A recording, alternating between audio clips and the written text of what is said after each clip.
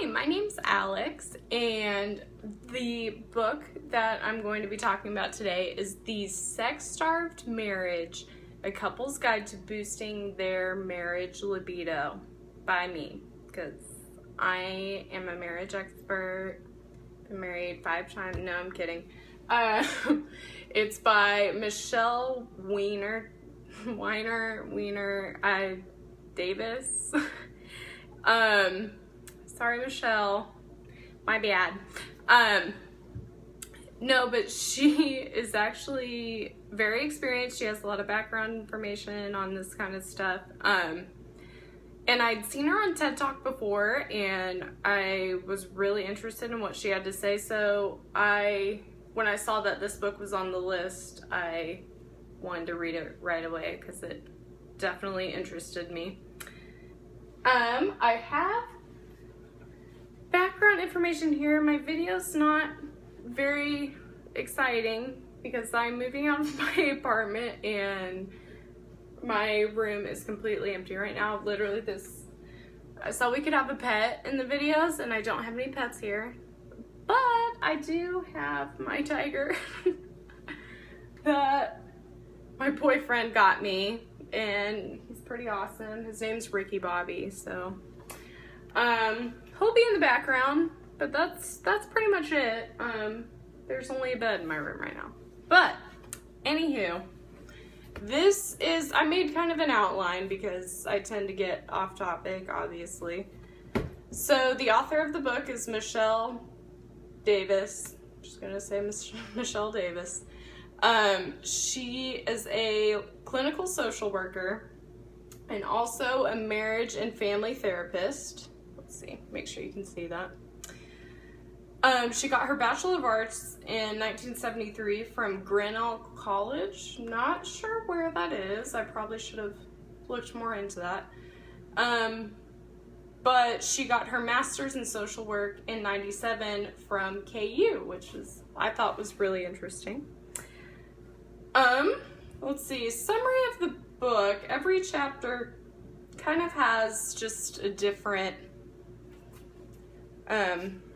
method of advice, I guess. Move it so you can see a little better.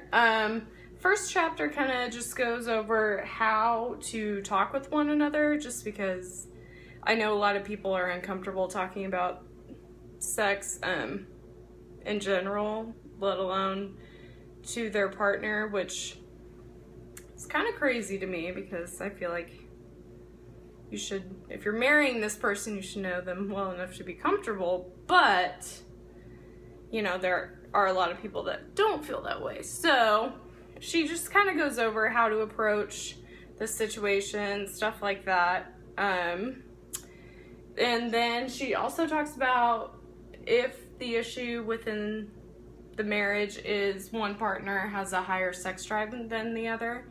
She devotes an entire chapter to the person with the low sex drive and just kind of tells them how to increase it. Let's see, chemicals, not like, you know, toxic chemicals or anything like that, but she goes over the biology standpoint, which I really liked because I've taken several classes that have talked about what she talked about in the book. She basically just kind of went over how endorphins produce that feel-good feeling when, you know, you're about to have sex or during, and then the oxytocin kind of comes in and plays the role with feeling connected to your partner, which is why, you know, a lot of the people that are wanting to read her books are reading them in the first place because they feel a lack of connection with their partner. She talks about the biological and psychological factors that play a role. So biological, like what I was just talking about, the different factors. And then she kind of talks about how, basically how one person in the relationship could be feeling and how the other person just needs to be sensitive to that. I don't know, just kind of how to... It was kind of harder for me to understand, but the way she approached it was kind of in a way that, you know, just be sensitive to the fact that your partner could have a completely different idea of how to show affection than you would have, I guess would be the best way to put it. Which was pretty interesting to me. I mean, it made sense, and the way she kind of explained it made it a lot easier to understand. Solutions, she just talks about different solutions, which I liked because there wasn't just one solution that this is how you're going to solve your problem. If it works, great. If it doesn't, sorry. She gives solutions like from a sexual standpoint, from a biological standpoint, psychological. So she has a lot of options. Questions. The questions were more of just, she would kind of give a platform for if this is how you're feeling and you want to talk to your partner about it, but you don't know how. These are some options as to what you could say when you very first approach them, which I think is helpful. Obviously, she wouldn't want to tell them exactly what to say because, you know, but I think it's helpful if you don't know where to start to have some kind of starting block to go off of. And then the last chapter was actually my favorite. She talks about her own marriage, and I think a lot of people assume that because she has so much background in family and marriage counseling that she would have the, you know, ultimate perfect marriage. But she talks about a point where her and her partner kind of had a hard time, and she also had to kind of step back and think outside the box and think, well, how would he view this? How does he view what I'm doing on a daily basis? Like, does what I'm doing come off in a negative way to him, sort of thing? So I thought that was really interesting and good, because I feel like a lot of people that would be buying this book, reading it, would feel like, oh my god, my marriage is over, I'm the only person going through this. So to hear it from someone like her, I think, is helpful for a lot of her readers.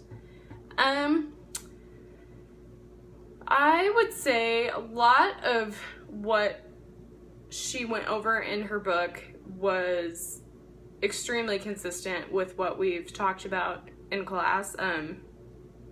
I know for sure, like, biology-wise, she talked about pretty much everything that we talked about in class. I would say, and she has a lot of the things she says has information backing it up. So, like, with the endorphins and the oxytocin, I've definitely heard that in other classes before, so I know she's not just making that up. And she has a lot of prior experience. I mean, she went to KU. That's all you need, right? So she definitely knows her stuff. She's been on a lot of talk shows. Not that that makes you legitimate, but a lot of people take her advice. She seems like she knows what she's talking about for the most part. Biases, I feel like any book is going to be biased in some sort of way, no matter how much school you've had. The way she comes off in the book is that she's talking to a married man and woman. And that's fine if that's, you know, the only people she wants to help with this book, but I feel like, especially now with gay marriage being legal, and there's a much larger gay community now that it's legal, and they have the same problems too. So I don't know, I feel like it's biased in that way. And also that even if people are in relationships and are not gay, there are a lot of people out there that don't believe in marriage. So although I feel like a lot of things she talks about can be applied to almost any couple, I would just wonder how it would differ for a married couple and a non-married couple. So I kind of wish she would have, you know, broadened her, you know, who she was talking to. I would say I would recommend it. I feel like she has a lot of valuable information in there. I wouldn't say that, you know, you should do everything she says to do, and she never really does. She never really says, this is what you need to do to fix your marriage. It's more of an outline of recommendations that may help, which, I mean, you're obviously not going to know right off the bat, hey, this is what you need to do in order to fix your marriage, because sometimes it's at the point where it can't even be fixed. So, but I definitely think it was a really good book. There were parts that were kind of slow, and that could just be because I've heard some of it before in previous classes, or, you know, obviously not married, so that could be part of the reason why it was kind of slow read in some parts. It was kind of harder to relate to that since, you know, super not married. Hopefully someday, but I think it was overall a really good book, and I think that a lot of people would benefit from it. So yeah, good job, Michele Weiner Davis. It was a good book. I think a lot of people could take some good bits and pieces from it. That was my presentation. I'm sorry it's super boring. This is literally like all I have in my room right now. I move out tomorrow night. So, and I'm not good at like making videos look cool and stuff. So, I'm sorry about that. But hope you enjoyed. Thanks for watching. Bye.